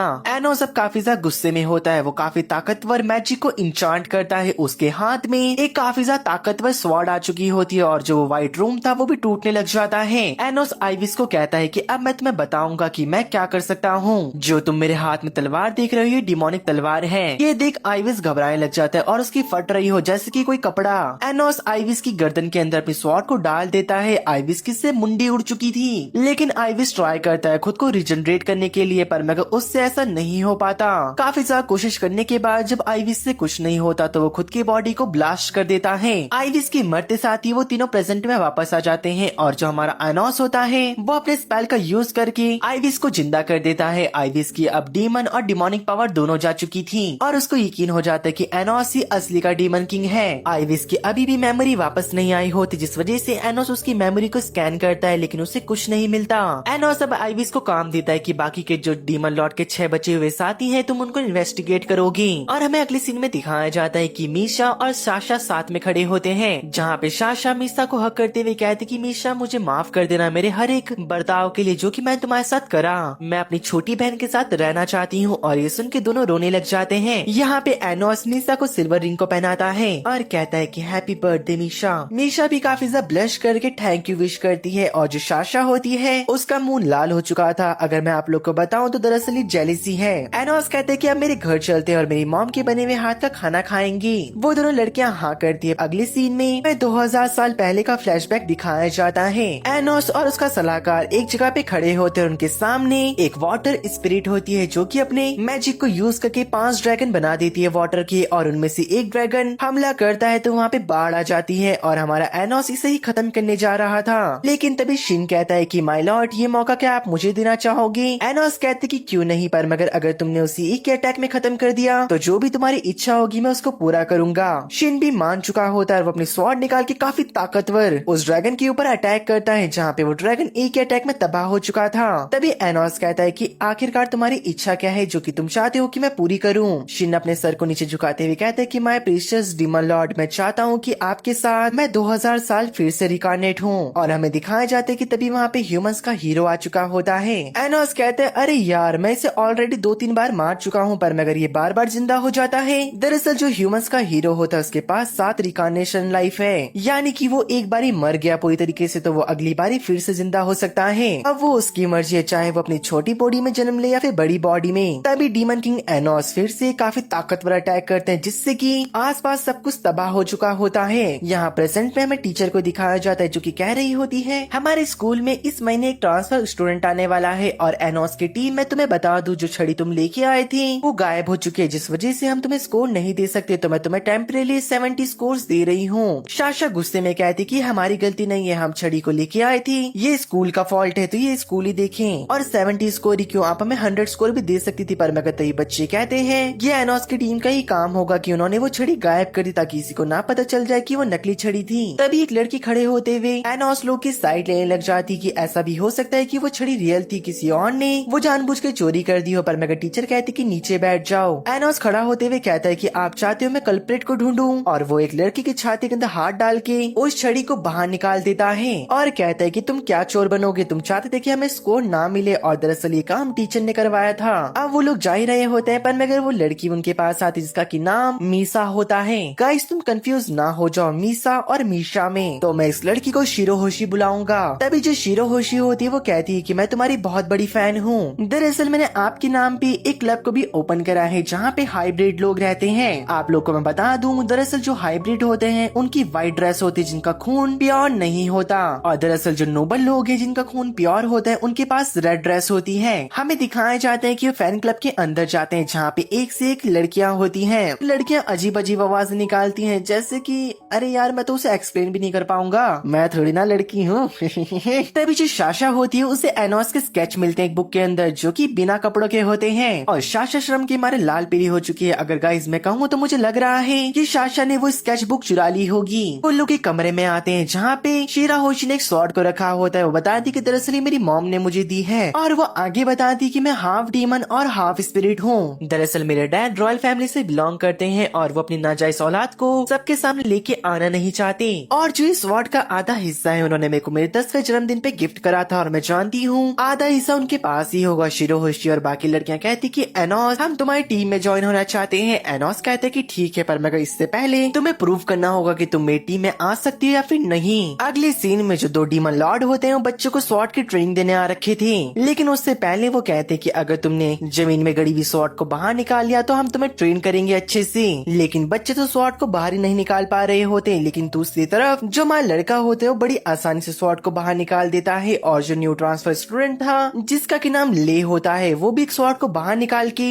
दोनों के दोनों एक एक डीमन लॉर्ड को हरा देते हैं। अगले सीन में जो ले होता है वो हमारे लड़के के पास आ रखा था और कहता है एनोस मुझे तुम्हारी टीम को ज्वाइन करना है, पर मगर टीचर और जो बाकी बच्चे होते हैं बहुत ज्यादा हैरान होते हैं क्योंकि जो ले होता है वो भी काफी ज्यादा ताकतवर होता है। हमारा एनोस ले को मना कर देता है और कहते कि अगर तुम कल के एग्जाम में पास हो गई तो मैं तुम्हें अपनी टीम में जरूर ज्वाइन करूंगा। ले भी मान चुका होता है, पर मगर कहता है कि मेरे पास तो मेरी कोई टीम ही नहीं है। तभी जो हमारा एनोस होता है वो शिरोहोशी और उसकी बाकी की लड़कियों को ले की टीम ज्वाइन करने के लिए कहते हैं ताकि वो जीत सके। और जो एनोस का फैन क्लब तब होता है वो भी इस चीज के लिए मान चुके होते हैं। अगले दिन ले और शिराहोशी बात कर रहे होते हैं। ले बताता है कि मैं भी तुम्हारी तरह हाइब्रिड में नहीं मानता, यानी कि रॉयल और कॉमनर्स लोग के बीच में। मुझे सबको एक तरह से देखना पसंद है। दूसरी और एनोस मीशा को बताता है कि कासल को तुम्हें क्रिएट करना है और मीशा अगले ही पल एक काफी बड़े कासल को क्रिएट कर देती है। शाशा भी ये देख काफी हैरान हो जाती है। वो कहती कि मीशा तुमने ऐसा कैसे कर दिया। मीशा कहती कि मुझे भी नहीं पता, शायद जो एनोस ने मुझे रिंग दी है ये उसका कमाल हो। एनोस कहता है कि ऐसी बात नहीं है, शायद ये तुम्हारी खुद की विल पावर है। अब हमारा एनोस भी निकल चुका होता है ले के साथ फाइट करने के लिए। जंगल के बीच हमें ले और एनोस को दिखाया जाता है और हमें ये पता चलता है कि ले ने अपनी थोड़ी पावर शिराहोशी और उसके दोस्तों को दी होती है ताकि वो ऑब्जेक्टिव मैनिपुलेशन टेक्निक का यूज करके एक काफी बड़े पत्थर के मॉन्स्टर को क्रिएट कर सके, यानी कि गोलम को। दूसरी ओर एनोस ने एक लकड़ी को उठा रखा होता है ताकि वो ले से फाइट कर सके। और दरअसल जो ये गोलम होता है ये थोड़ा सा अजीब था, जिसके साथ शाशा फाइट कर रही होती है और शाशा को दिक्कत आ रही थी। पर तभी हमारा एनोस कहता है शाशा जियो ग्रेस मैजिक का यूज करो। शाशा कहती कि एनोस मेरे पास इतनी ताकत नहीं है जिस वजह से मैं स्पेल को एक्टिवेट नहीं कर सकती। एनोस कहता है कि मेरे ऊपर ट्रस्ट करो, तुम इसे कर पाओगी। शाशा कहती कि ठीक है मैं तुम्हारे ऊपर यकीन करती हूँ। और जैसे ही वो अपने जियो ग्रेस को एक्टिवेट करती है तो उसकी मदद मीशा भी कर रही होती है, जहाँ पर महल के सामने काफी बड़ी तोप अपेयर हो जाती है। और जैसे ही वो ब्लास्ट करते हैं, या तो आप उसे गोलम बोलो या फिर वॉरियर, वो एक ही अटैक में खत्म हो जाता है। शाशा कहती है अरे यार एकदम से हम लोग इतने ताकतवर कैसे हो गए, मुझे समझ ही नहीं आ रहा है। मीशा कहती कि शायद पास्ट में हुए चेंजेस से हम और ताकतवर हो चुके हैं। लेकिन एकदम से शिराहोशी आती है और शाशा के ऊपर अटैक कर देती है पीछे से, जिस वजह से शाशा थोड़ी घायल हो चुकी थी। दूसरी ओर जो ले होता है वो हमारे लड़के को भी काफी ज्यादा कड़ी टक्कर दे रहा था। लेकिन देखने वाली बात ये होती कि एनोस अपनी पूरी ताकत का यूज नहीं कर रहा होता। दूसरी ओर शाशा भी अपने कर्ड मैजिक का यूज करने लग जाती है। शिराहोशी कहती कि ठीक है तुम अपनी पूरी ताकत का यूज कर रही हो तो मैं भी अपनी ताकतवर स्ट्राइक का यूज करूंगी। लेकिन तभी वहाँ पे शाशा आ जाती है जो कि मीशा के साथ मिलकर उनकी फैमिली का स्पेशल अटैक करते हैं, जिसका कि नाम फ्यूजन होता है। पीछे से आ रहा गोलम और आगे से आ रहे शिराहोशी वो दोनों के ऊपर एक साथ हमला कर देते हैं, जहाँ पे उनका अटैक इतना खतरनाक होता है कि दोनों के दोनों हार चुके थे। दोनों बहनें बहुत ज्यादा खुश होती है क्योंकि उन्होंने पहली बार कंबाइन अटैक को करा होता है, जिसमें कि उन दोनों को काफी ज्यादा मजा आया था। पर मगर दूसरी ओर एनोस और ले की फाइट काफी ज्यादा खतरनाक हो रही होती है। पर मगर वो दोनों अपनी फाइट्स को एंजॉय कर रहे थे, लेकिन उन दोनों की ताकतों की वजह से आसपास की धरती इवन जंगल सब कुछ तबाह हो रहा होता है। ले सबको नोटिस करते हुए कहता है कि ये मेरा आखिरी अटैक है और वो अपनी पूरी जान से एनोस के ऊपर हमला कर देता है। पर मगर एनोस उसी लकड़ी के टुकड़े से उसके ताकतवर हमले को भी ब्लॉक कर देता है। ले अपने पैरों पे गिर रखा था, जिसका की मतलब ये था कि वो हार चुका होता है और एनोस खड़ा था। ले बेचारा काफी ज्यादा निराश हो चुका होता है। वो कहता है क्या मैं अब एनोस की टीम को ज्वाइन नहीं कर पाऊंगा। लेकिन एनोस ले को अपना हाथ बढ़ाता है और वो कहता है कि तुम्हें मैं अपनी टीम में ज्वाइन कर रहा हूँ। वैसे ले क्या मैं तुमसे कुछ पूछूं? ले हाँ करता है। अगर मैं तुम्हें कहूँ कि मैं ही असली का डीमन किंग हूँ तो तुम क्या करोगे? ले कहते हैं कि इसके बारे में मैं श्योर नहीं हूँ, पर मगर तुम्हारी ताकतों को देखकर मुझे हैरानी नहीं होगी अगर तुम डीमन किंग हुए तो, क्योंकि तुम काफी ज्यादा ताकतवर हो। अगले सीन में हमें दिखाया जाता है कि जो ले था एनोस के घर में बैठ के खाना खा रहा होता है, जहाँ पे एनोस की मामू से बहुत प्यार से कहती कि मेरा बेटा स्कूल कंपटीशन जीत गया, मेरा एनोस बहुत ज्यादा अच्छा है। 3 मंथ की उम्र में जो तुमने कर दिखाया है वो लोग 30-30, 40-40 साल में नहीं कर पाते। शिराहोशी कहती कि ले मैं तो तुम्हारी टीम में भी नहीं हूँ तो मैं यहाँ पे क्या कर रही हूँ। ले कहते कि ऐसी बात नहीं है, तुम मेरी टीम का हिस्सा हो। कि मदर और फादर कह रहे होते हैं कि काफी ज्यादा ताकतवर होता जा रहा है, हम चाहते हैं कि तुम डीमन लॉर्ड बनो। पर मगर बेचारों को तो पता ही नहीं उनका बेटा डीमन किंग है। दूसरी ओर हमें दिखाया जाता है शाशा और मीशा एनोस की मॉम के साथ उसकी बचपन की फोटो देख रहे थे। उन बेचारों को यकीन नहीं होता कि एनोस 2 महीने का कंप्लीट हो चुका है। एनोस की मॉम बताती कि जब एनोस मेरे पेट में था मुझे काफी सारी दिक्कतों का सामना करना पड़ा, पर मगर एनोस नॉर्मली हो गया था, उसके बाद सब कुछ ठीक हो गया। दूसरी तरफ हमें दिखाया जाता है जो ले और शिराहोशी होते हैं दोनों बात कर रहे थे। शिराहोशी कहती कि ले तुम्हारा शुक्रिया, मैं एनोस की टीम को तुम्हारी वजह से ज्वाइन कर पाई। पर मगर ले कहते कि मुझे माफ कर देना कि तुम्हारी फैन क्लब की लड़कियां उसको ज्वाइन नहीं कर पाई। शिराहोशी कहती अपने मन में आखिरकार जो ले है वो हाइब्रिड के बारे में क्यों सोच रहा है, क्योंकि जो रॉयल लोग होते हैं उनका हाइब्रिड से कोई लेना देना नहीं होता, ना ही वो उन्हें पसंद करते हैं। और ले को उसकी बातें पता चल चुकी होती है। वो कहता है कि मैं किसी में भी डिस्क्रिमिनेट नहीं करता और वैसे भी मैं एक रॉयल हूँ तो मैं अपनी तलवारबाजी में ही यकीन करता हूँ। पर मगर जो हाफ डीमन और हाफ स्पिरिट है वो ज्यादा देर तक नहीं टिक पाते, क्योंकि उन्हें कुछ न कुछ बीमारी हो ही जाती है। अब तक तुम्हें कोई बीमारी नहीं हुई है, इसका मतलब तुम्हारे अंदर कुछ न कुछ स्पेशल होगा। अगले सीन में सभी लोग स्कूल में होते हैं। टीचर बता रही होती थी कि आने वाले कुछ दिनों में कंपटीशन रखा जाएगा जो कि स्वॉर्ड आर्ट के रिलेटेड होगा। और दरअसल जो ये कंपटीशन है उसके लिए ले और एनोस को चुना गया है। ले तो काफी खुश होता है पर मगर एनोस कहता है अपने मन में आखिरकार जो ये रॉयल फैमिली है उन्होंने मुझे क्यों चुना। मुझे कंफर्म है कुछ ना कुछ खिचड़ी पका रहे हैं मुझको लेकर, क्योंकि वो क्यों ही चाहेंगे कि एक हाइब्रिड एक रॉयल फैमिली के इवेंट को जीत जाए। तभी शिराहोशी वहाँ पर आती है और बताती है कि सर मेलहेस यहाँ पे आए हैं जो कि 7 एल्डर डीमन एम्परर्स में से एक है, क्या आप उनसे मिलना चाहोगे। एनोस हाँ करता है। हमें दिखाया जाता है जो मेलहेस होता है एनोस को देखने के बाद रोने लग चुका था और वो कहता है मैंने काफी टाइम से वेट करा है मास्टर आपके रिकॉर्नेट होने का। एनोस कहता है क्या मैं तुम्हें याद हूँ। मेलहेस कहता है कि माय लॉर्ड मुझे याद नहीं है आपके बारे में, मुझे माफ करना पर मगर किसी कारण से मेरी सोल को आप याद हो। दरअसल 2000 साल पहले किसी ने मेरी मेमोरीज को इरेज कर दिया था। एनोस कहते ही कोई बात नहीं मेलहेस मुझे बताओ कि आखिरकार तुम्हें क्या याद है 2000 साल पहले की बातों के बारे में। मेलहेस कहते हैं कि माय लॉर्ड जब आपने खुद को सेक्रीफाइस कर दिया तो मेरे ऊपर अचानक से किसी ने हमला कर दिया। जब मेरी आंखें खुली तो जो आपका बैरियर था मैं उसकी दूसरी तरफ था यानी कि ह्यूमन किंगडम की और मुझे कुछ भी याद नहीं था कि मेरे साथ क्या हुआ। और दरअसल मेरे को डीमन किंगडम में आने के लिए 100 साल लग गए और जब मैं यहाँ पे आया मुझे पता चला कि आपका नाम बदल दिया गया है किसी और डीमन के साथ जिसको कि अब यहाँ पे डीमन लॉर्ड का दर्जा दिया जा रहा था। मुझे नहीं पता कि ये किसने करा। एनोस कहते हैं कि अच्छा मेलहेस मुझे ये बताओ आखिरकार तुमने स्वॉर्ड कंपटीशन के लिए मेरा नाम दिया है। मेलहेस नाम में जवाब देता है माय लॉर्ड मुझे लगता है कि ये रॉयल फैमिली ने करा है ताकि वो हाइब्रिड को हराकर उन सभी को नीचा दिखा सके। मैं चाहता हूँ कि आप इस कंपटीशन में हिस्सा ना लो। मुझे लगता है कि जो नकली डीमन किंग है वो भी वहाँ पर होगा जो कि आपको नीचा दिखाने की कोशिश करेगा। एनोस कहता है कि ठीक है मैं देखूंगा इसके बारे में क्या कर सकता हूँ। अगले सीन में वो अपने घर आता है जहाँ पे वो देखता है कि मीशा एनोस के घर पर ही होती है और वो उसके लिए खाने को बना रही थी। एनोस की मॉम बताती है कि दरअसल मीशा को मैंने अपनी मदद करने के लिए यहाँ पे बुलाया था। अब वो लोग बैठ के खाना ही खा रहे होते हैं। एनोस की मॉम बताती कि तुम्हारी टीचर यहाँ पर आई थी और उन्होंने मुझे बताया कि तुम स्वॉर्ड कंपटीशन के लिए सिलेक्ट किए जा चुके हो। मैं तो बस तुम्हें मैदान में लड़ता देखना चाहती हूँ। पर मगर एनोस कहते है कि ऐसा कैसे हो सकता है, वो टीचर तो मुझे पसंद ही नहीं करती तो उसने मेरे घर आके मेरी मॉम को ऐसा क्यों बताया।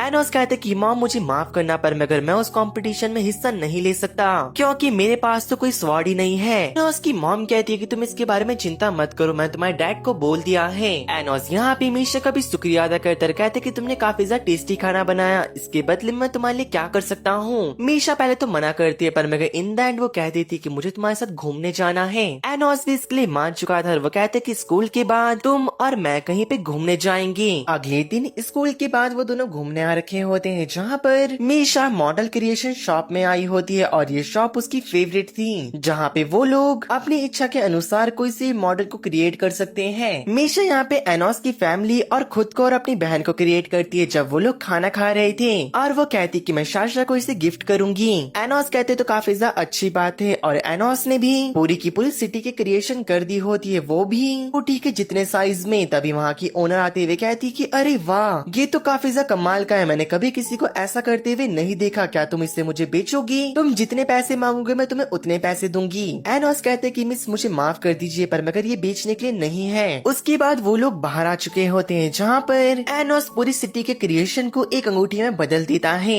और हमारी मीशा को पहना देता है। मीशा ये देखने के बाद काफी ब्लश कर रही होती है। अगले सीन में वो दोनों एक कैट कैफे आ रखे थे कॉफी को पीने के लिए। तभी वहाँ पे आइविस आते कैट के रूप में। एनोस ने आइविस को टूर्नामेंट और मेलहेस के ऊपर नजर रखने के लिए कहा था। आइविस बताता है कि माय लॉर्ड जो भी लोग इस टूर्नामेंट को ऑर्गेनाइज करवा रही हैं उनका सीधा कनेक्शन सिटी हॉस्पिटल से है पर मगर मुझे अभी नहीं पता चला है कि वो कौन है। अगले सीन में एनोस और मीशा सिटी हॉस्पिटल पहुंच चुके होते हैं। एनोस अपनी डिमोनिक आइज का यूज करता है और पता लगाता है खिरकार सिटी हॉस्पिटल में क्या खास है पर मगर उसे ज्यादा कुछ पता नहीं चलता। लेकिन तभी उन लोग के पीछे से ले भी आ चुका था और वो बताता है कि इस हॉस्पिटल के अंदर मेरी मॉम है जो कि बीमार है। एनोस कहता है अगर डॉक्टर तुम्हारी मॉम को ठीक नहीं कर पा रहे हैं तो मैं उन्हें ठीक कर दूंगा अपने हीलिंग मैजिक से। लेकिन लह मना कर देता है, कहते है कि इसकी जरूरत नहीं है। एनोस कह रहा होता है कि लह मुझे माफ करना, दरअसल मैं कंपटीशन में हिस्सा नहीं ले रहा हूँ। ले कहते कि इससे मुझे फर्क नहीं पड़ता। एनोस और मीशा नोटिस करते कि लह आज कुछ बदला बदला लग रहा होता है।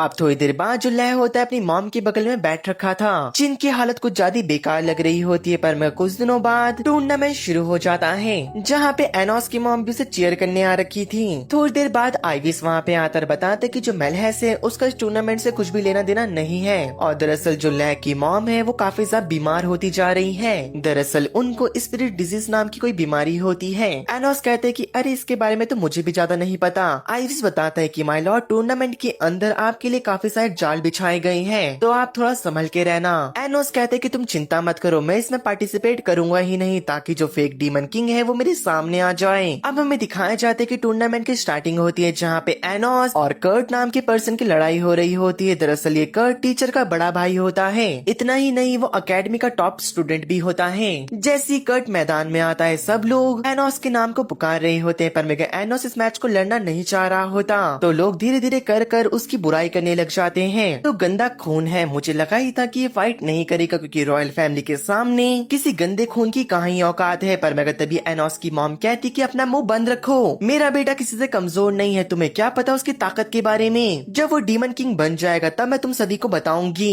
दूसरी ओर एनोस के फादर भी आ चुके होते हैं, जिन्होंने की अपने हाथों से एनोस के लिए मैजिकल स्वॉर्ड बनाई थी और इसे बनाते हुए उनके सर में भी चोट लग जाती है। हमारे एनोस को बुरा लग रहा होता है कि उसकी मॉम और उसके डैड उसके लिए लड़ाई कर रहे हैं और वो लड़ाई से पीछे हट रहा है। वो लोग चाहते हैं कि एनोस फाइट करे और सबको दिखा दे कि एक हाइब्रिड पर्सन भी डीमन किंग बन सकता है और रॉयल का मुंह बंद कर सकता है। एनोस अपने मन को बदल लेता है और वो फाइट करने के लिए आ चुका था। इवन उसे ये भी पता था कि एनोस के लिए यहाँ पे हजारों ट्रैप्स बिछाए गए हैं, पर मगर उन सबको नजरअंदाज करते हुए वो अपनी मॉम और डैड के सर को ऊंचा करना चाहता था। कर्ट कह रहा होता है कि मुझे तो लगा था कि तुम भाग चुके होंगे। एनोस कहते हैं कि भागना वो भी तुमसे। अरे क्या बच्चों के मजाक कर रहे हो, बस मैं तो थोड़ा बाहर घूम रहा था। दूसरी ओर में लह को भी दिखाया जाता है जो कि काफी ज्यादा उदास बैठ रखा होता है। इधर हमारा एनोस कर्ट के सारे अटैक को डॉज कर रहा था क्योंकि जो उसकी फैन क्लब की लड़कियां होती हैं उसके लिए गाना गा रहे थे और वो कहती कि इजी विन, आराम से तुम जीत सकते हो। कर्ट को देख गुस्सा आता है तो वह एनोस के ऊपर एक स्पेशल अटैक करता है, पर मगर एनोस अपनी ब्लेड को हवा में स्विंग करके उसके अटैक को खत्म कर देता है और कर्ट की चेस्ट में आराम से एक दो पंच मारता है जिससे कि उसकी जान निकल चुकी थी, जहाँ पे उसकी तलवार भी टूट जाती है और कर्ट अपने पैरों में पड़ा था, यानी कि वो हार चुका होता है। कर्ट कहते हैं कि मुझे पता है कि तुम चीटिंग कर रहे हो क्योंकि एक मामूली स्वॉर्ड मुझे कभी हरा नहीं सकती।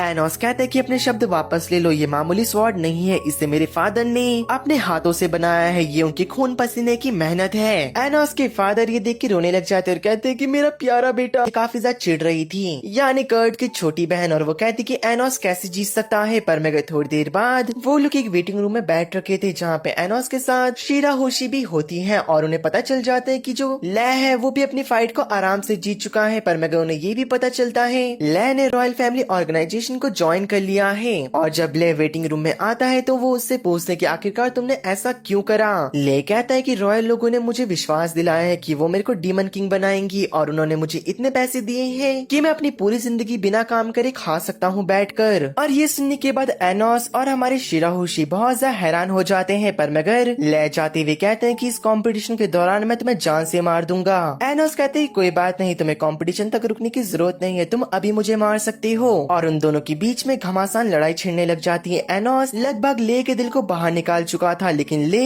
एनोस के ऊपर स्वॉर्ड से अटैक करके पीछे हट जाता है, जाते हुए कहता है कि मैं तुम्हें कंपटीशन में देखूंगा। एनोस बता रहा होता है शिराहोशी को कि मैं ले की बॉडी के अंदर मैजिकल गियर को सेंस करा और वो उसकी सोल के आसपास लिपटा है। अगर उसने किसी को बताया मैजिकल गियर के बारे में तो वो उसकी सोल को तबाह कर देगा, जिस वजह से वो हमें भी नहीं बता पाया इसके बारे में और ना ही उसने मेरे से हेल्प मांगी। और जहाँ तक मुझे लगता है कि कोई उसे कंट्रोल कर रहा है। ऐसा करते करते पहला दिन खत्म हो चुका होता है कंपटीशन का। एनोस की मॉम कह रही होती कि तुम्हारे स्वॉर्ड को मैं घर लेके चली जाऊंगी क्योंकि कंपटीशन का ये रूल होता है कि जो स्वॉर्ड तुमने यूज करी है पहली फाइट में वो तुम्हें आखिरी तक यूज करनी है कंपटीशन की। अगर वो टूट गई तो तुम कंपटीशन से बाहर हो जाओगी। ये सुनने के बाद जो एनोस की फैन क्लब की लड़कियां होती है वो कहती कि हम तुम्हारे स्वॉर्ड को तुम्हारे घर तक गार्ड करेंगे तुम्हारी मॉम के साथ। थोड़ी देर बाद एनोस और शिराहोशी ले की मॉम को मिलने आ रखे होते हैं। एनोस ये बताता है कि दरअसल ये डीमन नहीं है, ये तुम्हारी तरह हाफ स्पिरिट और हाफ डीमन है। शिराहोशी कहती कि ऐसा कैसे हो सकता है, वो तो एक रॉयल है ना। एनोस कहते कि हाँ ये पॉसिबल है, शायद ये उसकी रियल मॉम नहीं होगी। तभी ले की मॉम को होश आने लग जाता है और हमारे एनोस को वो उसके नाम से पुकारती है क्योंकि ले हमेशा अपनी मॉम से बात करा करता था एनोस के बारे में। तभी एनोस पूछता है कि आंटी क्या आपको पता है कि ले ने रॉयल फैमिली के साथ एक कॉन्ट्रैक्ट बनाया है। वो कहती कि हाँ उन्होंने प्रॉमिस करा है ले को अगर उसने तुम्हें हरा दिया तो वो मेरे को ठीक कर देंगे और उसको डीमन किंग बना देंगी। एनोस कहते कि ऐसा नहीं होने वाला, वो झूठ कह रहे हैं, उससे पहले मैं आपको ठीक कर दूंगा और आप मुझे बता सकते इस डिजीज के बारे में। ले की मॉम कहती जो स्पिरिट डिजीज है वो फेक बातें और ट्रेडिशन को फैलाने से बढ़ता है। साथ ही ले की मॉम कहती कि प्लीज मेरे बेटे को इस कॉन्ट्रैक्ट से आजाद कर दो, लेकिन ऐसा तभी हो सकता है जब एनोस ले की मॉम को पूरी तरीके से खत्म कर दे। शिराहोशी कहती है क्या इसका कोई दूसरा रास्ता नहीं है इन्हें बचाने का? एनोस कहते हैं कि नहीं, इसका दूसरा रास्ता नहीं है क्योंकि मेरे को इनके ट्रेडिशन के बारे में नहीं पता, और अगर मैंने अपनी सोर्स ऑफ लाइफ इनके साथ शेयर करी तब भी ये नहीं बच पाएंगी क्योंकि डीमन और स्पिरिट की सोल एनर्जी काफी ज्यादा अलग होती है। तभी एकदम से शिराहोशी कहती कि रुको, मैं भी तो हाफ डीमन और हाफ स्पिरिट हूँ, अगर मैं अपनी एनर्जी इनके साथ शेयर करूँ तो क्या बात बन जाएगी?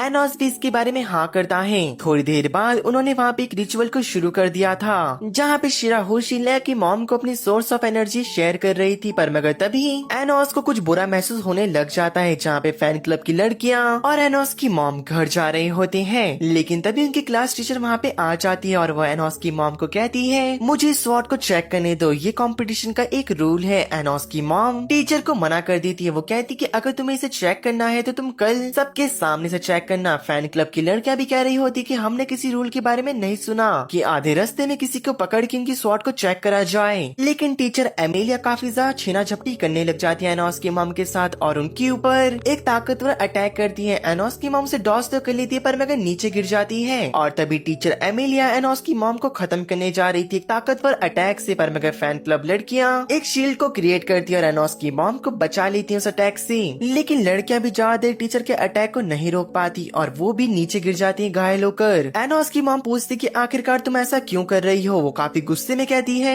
ये सब मैं तुम्हारे बेटे की वजह से कर रही हूँ क्योंकि तुम्हारा बेटा एक हाइब्रिड है जिसने कि मेरे ताकतवर भाई को हरा दिया। लेकिन एमेलिया फिर से एनोस की मॉम के ऊपर हमला कर देती है और फिर से एक और बात जो सारी फैन क्लब की लड़कियां होती है एनोस की मॉम को बचा रही थी और कहती है कि मैम प्लीज यहाँ से भाग जाओ, हम ज्यादा देर तक इस अटैक को ब्लॉक नहीं कर सकती। एनोस की मॉम जाने के लिए तैयार नहीं होती क्योंकि बच्चे खतरे में होते हैं। बच्चे अपनी पूरी जान लगा रहे थे जिसको देखने के बाद एनोस की मॉम वहाँ से जाते हुए कहती कि मैं किसी को मदद के लिए लेके आती हूँ। टीचर कहती कि तुम लड़कियां मेरे सामने नहीं टिक पाओगी और एक ताकतवर अटैक के साथ वो सभी को बहुत ज्यादा घायल कर देती है, पर मगर लड़कियां फिर से खड़ी हो रही थी। एमिलिया कहती कि कुछ हाइब्रिड लड़कियां बार बार मेरे अटैक को कैसे सरवाइव कर पा रही हैं। पर लिटरली वो काफी ताकतवर हमला करती जिस वजह से जो लड़कियां घायल हो रखी थी उसके अटैक को ब्लॉक नहीं कर पाती और उस अटैक से उनकी बॉडी जल चुकी होती है। सब लोग नीचे घायल होके पड़े थे। तभी टीचर कहती कि एनोस की मॉम अब तुम कहाँ जाओगी? तुम्हें बचाने वाले अब खुद नहीं बचे, यहाँ तक कि मुझे लगता है कि कुछ टाइम में ये लोग मारे भी जाएंगे। और टीचर एनोस की मॉम के ऊपर अटैक करती है पर मगर बीच में एनोस आकर उस अटैक को डिफ्लेक्ट कर देता है। टीचर ये देख के डर चुकी होती है। तभी वो कहती कि एनोस तुम यहाँ पर कैसे आए? तुम आ ही गए हो, तुम मेरा बिगाड़ क्या लोगे गंदे नाले के कीड़े। लिटरली एनोस को इस टाइम तक बहुत ज्यादा गुस्सा आ चुका होता है। वो अपने डिमोनिसाइक को एक्टिवेट करते हुए कहता है कि चुप हो जाओ और वो टीचर को उसी की जगह पे फ्रीज कर देता है और अपने हीलिंग मैजिक का यूज करके उन लड़कियों को और अपनी मॉम को हील कर देता है। और वो उन सारी लड़कियों का नाम लेते हुए कहता है कि एलिन, जेसिका, शीला, लीशा, हिमका, माया, कारसा, नोनो, मैं तुम्हारा ये मरते दम तक एहसान नहीं भूलूंगा और जब भी तुम्हें मेरी मदद की जरूरत होगी मैं जरूर आऊंगा। एनोस अपनी मॉम को कहता है कि मॉम आप इनके साथ अब घर जा सकती हैं। जब उसकी मॉम और वो लड़कियां निकल चुकी थी वो टीचर के पास आता है कहता है कि एमेलिया आज तुमने अपनी जिंदगी की सबसे बड़ी गलती करी है और वो उसके गली को पकड़कर टूर्नामेंट वाले प्लेस में टेलीपोर्ट हो जाता है। टीचर को जमीन में पटक देता है। टीचर वहाँ से भागने की कोशिश करती है पर मगर एनोस अपने स्वॉर्ड में लगे हुए पॉइजन से टीचर को स्टैब करता है। कहता है एमेलिया अगर तुम्हें 1 मिनट के अंदर अंदर इलाज नहीं मिल पाया तो तुम इस दुनिया को टाटा बाय बाय बोल दोगी। अगर तुम बचना चाहती हो तो मुझे डीमन किंग कहकर पुकारो, शायद मेरा मन बदल जाए और मैं तुम्हें बचा लूं। एमेलिया कहती कि मरते दम तक मैं तुम्हें कभी डीमन किंग नहीं कहूंगी। एनोस कहता है कि जैसे तुम्हारी मर्जी और वो टीचर को मार डालता है पर मगर कुछ मिनटों बाद वो उन्हें रिबॉर्न करता है कुछ चेंजेस के साथ। टीचर समझ जाती कि अब वो रॉयल ब्लड नहीं रही है, वो भी हाफ ब्रीड बन चुकी है। दूसरी ओर ले शिराहोशी को पकड़ लेता है अपनी मॉम के साथ उसकी एनर्जी को शेयर करते हुए और तुरंत ही वो शिराहोशी को बेहोश कर देता है क्योंकि अगर उसने ज्यादा पावर को शेयर करा तो उसकी लाइफ को भी खतरा हो सकता है। यहाँ पे ले अपनी मॉम से बात कर रहा होता है और हमें पता चलता है कि ले दरअसल अपनी मॉम का सगा बेटा नहीं होता, वो तो उसे रोड पे पड़ा मिला था और ले की स्टेप मॉम ने उसे पाला, उसे बड़ा करा और संस्कार दिए। कि मॉम कहती कि बेटा मेरे बारे में अब भूल जाओ, मैंने अपनी जिंदगी जी ली है। मेरे बेटे मैं चाहती हूँ कि तुम अपनी जिंदगी जियो और शांति से अपनी लाइफ को एक्सेप्ट कर लो। पर मैं जो लय होता है वहाँ से चला जाता है बिना कुछ कहे। तभी हमारा लड़का भी वहाँ पे टेलीपोर्ट हो जाता है और ले को पता होता है एनोस अभी अभी अंदर टेलीपोर्ट हुआ है। अब अगले अगले दिन मैजिकल स्वॉर्ड टूर्नामेंट का फाइनल मैच होता है जो कि ले और हमारे एनोस के बीच था। हमें दिखाया जाता है कि उन दोनों की फाइट शुरू होने वाली होती, फिर अचानक से टूर्नामेंट के बीच में ही रूल्स चेंज कर दिए जाते हैं और दोनों के लेफ्ट हैंड साइड एक एक ब्रेसलेट को लगाया जाता है और बोला जाता है अगर एनोस को ये फाइट जीतनी है तो उसे लेके सोर्स को खत्म करना होगा और उनके अनवांटेड मैजिक एनर्जी को ब्रेसलेट अपने अंदर खींच लेता है और तुरंत ही उन दोनों की फाइट शुरू हो जाती है। पर मगर उनकी फाइट काफी ज्यादा खतरनाक चल रही थी, लेकिन एक टाइम बाद हमारे ले ने जो कॉन्ट्रैक्ट करा था रॉयल फैमिली के साथ वो उसे तोड़ देता है और जो उसकी मैजिकल गियर उसकी सोर्स में लगा हुआ होता है वो ले को जकड़ लेता है, यानी कि उसकी कुछ टाइम बाद मौत हो जाएगी। लेकिन ये बचे हुए टाइम पे ले एनोस के साथ पूरी ईमानदारी से फाइट करना चाह रहा होता है। एनोस भी कहता है कि मैं तुम्हारा पूरा साथ दूंगा मेरे दोस्त, और उन दोनों की स्वॉर्ड बैटल शुरू होने लग जाती जो कि काफी ज्यादा कमाल की हो रही होती है। ऑडियंस को तो दिखाई भी नहीं दे रहा होता कि आखिरकार क्या चल रहा है। उन दोनों की रफ्तारी इतनी होती है जिसके कारण दोनों काफी ज्यादा घायल हो चुके होते हैं। आखिरी में ले एनोस के लेफ्ट हैंड को काट देता है और एनोस ले के छाती के आर पार अपने स्वॉर्ड कर देता है। जैसे ही ले जमीन पे गिरता है एकदम से उनके नीचे एक मैजिक सर्कल अपेयर हो जाता है जो कि उन्हें एक डायमेंशन प्रिजन के अंदर कैद कर देता है कि ये काम किसी और का नहीं मेलहेस का है, जिसने कि ले को चारा बनाकर अभी तक यूज करा। मेलहेस का प्लान ये होता है कि वो एनोस को जान से मार डाले। तभी मेलहेस के साथ वो दोनों डीमन लॉर्ड भी आ जाते हैं जो कि स्कूल के अंदर बच्चों को स्वॉर्ड ट्रेनिंग कराने आए थे और उन दोनों को एनोस और ले ने बड़ी गंदी तरीके से हराया था। मेलहेस को लग रहा होता है कि एनोस उन तीनों को अभी नहीं हरा सकता जो उसकी कंडीशन है उसके हिसाब से। पर मगर तभी जो वो दोनों डीमन लॉर्ड होते हैं उन्हें कोई अनजान फोर्स मार गिराती है और वो कोई और नहीं ले होता है। मेलहेस को ये देख काफी गुस्सा आ चुका होता है। वो ले को अपने मैजिकल गियर के थ्रू मारने की कोशिश करता है पर मगर मैजिकल गियर तो एक्टिवेट ही नहीं हो रहा था। भाई अगर मैजिकल गियर बॉडी में होगा तभी तो एक्टिवेट होगा। जैसे कि थोड़ी देर पहले हमारे लड़के ने ले की बॉडी पे अपनी स्वॉर्ड को स्टैप कर दिया था तो उसने उसके दिल को नहीं उस मैजिकल गियर के ऊपर अटैक करा होता है, जिस वजह से मैजिकल गियर वहीं पे टूट चुका था। तभी वो मेलहेस से कहते हैं जो तुम्हारी प्लानिंग थी वो काम नहीं आई, इन द एंड हम दोनों ही जीतेंगे। मेलहेस कहते हैं कि मेरे को परवाह नहीं कौन जीतेगा, मुझे पता था कि ले तुम मेरे साथ गद्दारी करोगे जिस वजह से मैंने तुम्हारी मॉम को पहले ही कैप्चर कर लिया था। ले ये मेरा आखिरी ऑफर है, अगर तुम मेरे साथ अभी ज्वाइन होते हो तुम्हारी मॉम को मैं इंस्टेंटली हील कर दूंगा, वरना समझ लो तुम्हारी मॉम अभी खत्म हो जाएगी। एनोस बिल्कुल भी टाइम को वेस्ट ना करते हुए कहता है कि ले की मॉम को मार डालो क्योंकि ले पहले से प्रिपेयर होके आ रखा होता है। पर अगर तभी ले मेलहेस के ऊपर अपनी स्वॉर्ड फेंक के मारता है और उस पार चले जाता है जहाँ पे उसकी मॉम होती है। एनोस ने अभी ये झूठ बोला होता है ताकि मेलहेस का ध्यान भटक जाए और जो ले है अपनी मॉम के पास जा सके। मेलहेस कहता है कि मेरे को इससे भी फर्क नहीं पड़ता और तुरंत ही वो डार्क मैजिक को समन करने लग जाता है जो कि 2000 साल पहले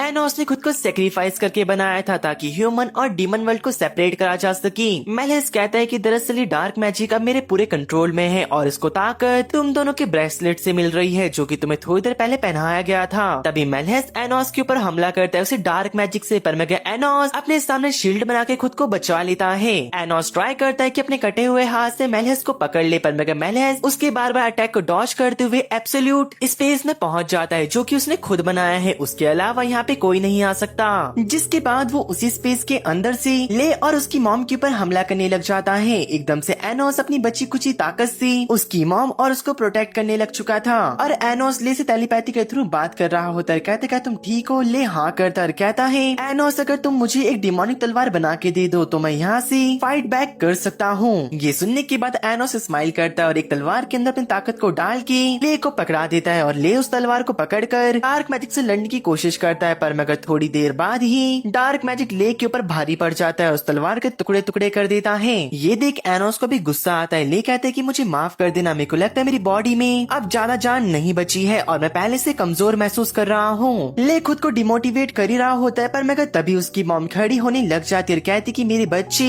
तुमने कभी हार नहीं मानी है, ना ही मैंने तुम्हें कभी हार मानना सिखाया है। मेरे बच्चे मैं तुम्हें बहुत ज्यादा प्यार करती हूँ। ऐसे कह के उसकी मॉम खुद को सेक्रीफाइस कर देती है और एक स्पिरिट स्वॉर्ड में बदल जाती है। अपनी मॉम के मुंह से ऐसा लफ्ज सुनने के बाद जो ले होता है वो काफी ज्यादा मोटिवेट हो चुका होता है और फिर होना क्या था, वो स्पिरिट स्वॉर्ड को अपने हाथ में पकड़ता है और सारे डार्क मैजिक को काटता चला जाता है। और जैसे कि उसकी मॉम ने कहा था कि मेलहेस को मार गिराओ, वो मेलहेस के एब्सोल्यूट स्पेस को तोड़ता है और उसके गाल पे कट लगा देता है जो कि काफी बड़ी बात होती है। जो मेलहेस का एब्सोल्यूट स्पेस है उसमें मेलहेस के अलावा कोई और जा ही नहीं सकता था। वहाँ तक ली का अटैक पहुँच गया और थोड़ा सा इमोशनल मोमेंट आता है जहाँ पे ली की मॉम ले को आखिरी गुड बाय बोल बोलती और कहती है अपना ख्याल रखना और ज्यादा किसी को परेशान मत करना, अलविदा मेरे बच्चे। और ऐसा कहने के बाद वो गायब हो जाती है। ले लगभग रोने ही वाला था, लेकिन तभी एनोस कहता है कि अभी रोने की जरूरत नहीं है, जैसे हम यहाँ से बाहर निकलते हैं मैं पक्का कुछ न कुछ करके तुम्हारी मॉम को वापस लेके आऊंगा। मेलहेस ये सुनने के बाद और ज्यादा डार्क मैजिक को समन कर रहा था, पर मगर तभी उसका नाइटमेयर उसके पीछे आ चुका था। दरअसल मेलहेस के एब्सोल्यूट स्पेस के अंदर एनोस आ चुका होता है। ये देख के मेलहेस बहुत ज्यादा डर चुका था। एनोस कहता है कि दुनिया की कोई सी भी ताकत माँ के प्यार को झुका नहीं सकती। जिस टाइम मॉम की स्पिरिट यहाँ पे घुसी इस कमरे में और तुम्हारे मुंह पे कट लगाया, उसी टाइम मेरे अंदर आने का रास्ता ही बन चुका था। मेलहेस कहता है कि मेरे को इससे भी कोई परवाह नहीं है, क्योंकि मेरे पास एक लास्ट ट्रिक बच रखी है और वो एक डार्क मैजिक का प्रिजन बना के एनोस को उसके अंदर कैद कर कर उसको धीरे धीरे छोटा करने लग जाता है और इन द एंड उसे वो ब्लास्ट कर देता है। लेकिन मेलहेस की फट चुकी होती है देखने के बाद कि एनोस को कुछ नहीं हुआ और तुरंत ही एनोस अपने डिमोनिक स्वॉर्ड को समन कर लेता है। ये देख मेलहेस डर चुका था और वहाँ से भागने की कोशिश करता है। अपने सामने डार्क मैजिक की 2 लेयर बनाता है, पर मगर एनोस अपने ब्लेड से एक स्लैश मारता है, जहाँ पर मेलहेस के जाने का रास्ता बंद हो चुका था और वो डरने लग जाता है कि कोई इतना ताकतवर कैसे हो सकता है। क्या मैंने कुछ गलती कर दी जो मैंने इससे पंगा ले लिया? क्या मुझे ऐसा नहीं करना चाहिए था? पर मगर जो हमारा लड़का होता है मेलहेस के पास बढ़ रहा था। मेलहेस हार मानने को तैयार नहीं होता, तो वो काफी सारे डायमेंशंस को अपेयर करने लग जाता है ताकि वो हमारे लड़के को गुमराह कर सके। पर मगर एनोस सारे 40 डायमेंशन को तोड़ते हुए मेनोस के पास आ जाता है। उसके जो दिमाग के अंदर नकली डीमन किंग ने माइंड कंट्रोलर को लगा रखा होता है वो उसे डिस्ट्रॉय कर देता है, जिससे मेलहेस आजाद हो जाता है। सारा मामला यहीं पे खत्म हो जाता है। अब वो लोग उस स्टेडियम में वापस आ चुके थे। एनोस कहते हैं कि मुझे एक्सप्लेन करो आखिरकार क्या हुआ था। मेलहेस कहता है कि माय लॉर्ड, जब मैं कल आपसे मिला और मैं अपने घर वापस जा रहा था, रास्ते में मेरे ऊपर किसी ने हमला कर दिया। उसके बाद का मुझे कुछ याद नहीं है, बस मुझे इतना पता है कि जो वो 2 डीमन किंग थे उन्हें भी कंट्रोल करा जा रहा था। एनोस कहता है कि उन्हें समन करो। मेलहेस उन दोनों को समन कर देता है, तो एनोस उन दोनों के रियल सोर्सेस को बाहर निकालता है, जिसके ऊपर फेक डीमन किंग का जादुई लेयर लग रखी होती है। यानी कि उन दोनों को पता होता है कि फेक डीमन किंग कौन है। बस हमारे लड़के को उन दोनों को जिंदा करके उनसे पूछना होगा। एनोस अपने मन में स्पेल को पढ़ता है और उन्हें जिंदा करने ही वाला था, तभी एक विंड प्रेशर काफी जोर से आता है और उन दोनों के सोर्सेस को तबाह कर देता है। और दरअसल ये करने वाला कोई और नहीं, फेक डीमन किंग खुद होता है। एनोस कहते हैं कि वहीं पे रुक जाओ, मुझे तुमसे बात करनी है। पर मगर फेक डीमन किंग कुछ नहीं कहता और वहाँ से गायब हो जाता है। मेलहेस कहता है कि माय लॉर्ड, क्या मैं उसे पकड़ के लाऊं? एनोस मना करता है, कहते कि इन दोनों को जिंदा करो और यहाँ से निकल जाओ। और जो उसने टाइम को रोक रखा था वापस से वो उसे चालू कर देता है। सब लोग बहुत ज्यादा हैरान होते हैं, क्योंकि स्टेडियम के अंदर एनोस अपनी जगह पे खड़ा होता है और जो ले होता है वो हार चुका था, उसकी स्वॉर्ड भी टूट रखी होती है। एनोस के मॉम डैड बहुत ज्यादा खुश होते हैं, साथ ही साथ फैन गर्ल भी काफी ज्यादा खुश रहती है। एनोस कहता है कि मैं अपनी मॉम डैड की वजह से जीत पाया, मेरी मॉम के प्यार से और मेरे डैड की बनाई गई स्वॉर्ड की वजह से। एनोस की बात सुनने के बाद उसके फादर रोने लग जाते हैं। दूसरी ओर ले को मेडिकल टीम हील कर रही होती है। एनोस कहता है कि आप चिंता मत करो, उसे मैं हील कर दूंगा। तुरंत ही वो ले को हील कर देता है, पर मगर ले बहुत ज्यादा उदास होता है। वो कहता है कि मेरे को मैच की कोई चिंता नहीं, पर मगर मैंने अपनी मॉम को खो दिया। एनोस कहता है, अरे मेरे दोस्त, मैं तुम्हें क्या कहा था, तुम चिंता मत करो। और वो ले को सरप्राइज देता है। उसकी मॉम पूरी तरीके से ठीक हो चुकी थी और मैजिक के थ्रू उन्हें वापस से रिवाइव कर दिया जाता है। ले और उसकी मॉम गले रख के रोने लग जाते हैं, पर मगर ले की मॉम पूछती है आखिरकार मुझे जिंदा कैसे करा गया। एनोस बताते कि दरअसल आंटी मेरे को आपके ट्रेडिशनल के बारे में पता चल गया था। दरअसल वो एक स्पिरिट स्वॉर्ड थी, जिस वजह से पहले मैंने आपको हील करा और उसके बाद मैंने आपको रिवाइव कर दिया। अब हमें बताया जाता है कि इस टूर्नामेंट को एनोस ने जीत लिया है। उसके बाद उसको उसका गिफ्ट देने के लिए वहाँ पे शाशा आती है, जो कि एक रॉयल फैमिली से बिलोंग करती है और उसकी फैमिली वाले ही हर बार जो टूर्नामेंट को जीतता है उनको गिफ्ट अपने हाथों से सौंपते हैं। और इस बार शाशा की बारी होती है, लेकिन जो शाशा होती है वो एनोस को ठीक तरीके से सम्मान नहीं दे रही होती। एनोस कहता है यार ऐसा तो मत करो, मैंने काफी मेहनत से इस टूर्नामेंट को जीता है, तो मैं चाहता हूँ कि तुम थोड़ा प्यार से मुझे इस तलवार को दो। ये सुनने के बाद शाशा एनोस के पास जाती है और काफी ज्यादा क्लोज जाकर उसके गाल पे किस कर देती है और कहती कि एनोस ये रहा तुम्हारा प्राइज। तभी जो सारी फैन क्लब गर्ल होती है वो काफी ज्यादा चिढ़ने लग जाती है और कहती कि तुमने उसे किस कैसे करा। शाशा भी घबरा चुकी होती है और वो कहती अरे अरे मैंने उसे किस नहीं करा, ये तो ट्रेडिशन में है। और वो जाते हुए कहती कि ये मत सोचना कि मैं तुम्हें प्यार व्यार करती हूँ, बस ये तो मैंने ऐसे ही कर दिया। एनोस कहता है कि मैं तो तुम्हें कुछ भी नहीं बोला, तो तुम खुद से सारी चीजों को एक्सप्लेन क्यों कर रही हो। जिसकी बात वहाँ से जाने लग जाता है और इसी के साथ हमारा पार्ट फर्स्ट यहीं पे खत्म हो होता है। और गाइज मैं आपको बता दूं, मैंने सीजन फर्स्ट को पूरा कम्प्लीटली एक्सप्लेन नहीं करा है। अगर आप चाहते हो कि इसका पार्ट 2 आए तो मुझे कमेंट में जरूर बताना। और बाय द वे गाइज इसका सीजन 2 भी है, अगर आपको वो भी चाहिए होगा तो इस वीडियो को ढेर सारा प्यार दिखाना ताकि मैं जल्दी सीजन 2 को लेके आ जाऊँ। अगर आपको ये वीडियो पसंद आई तो लाइक कमेंट शेयर जरूर करना। और अगर आप चैनल पे नए हो तो चैनल को सब्सक्राइब करके बेल नोटिफिकेशन को ऑल पे सिलेक्ट कर दो ताकि जो मेरी आने वाली वीडियोस है आपसे मिस ना हो जाए। हम मिलते हैं आपसे अगली वीडियो के साथ, तब तक के लिए बाय बाय मेरे दोस्तों और सायोनारा गाइस।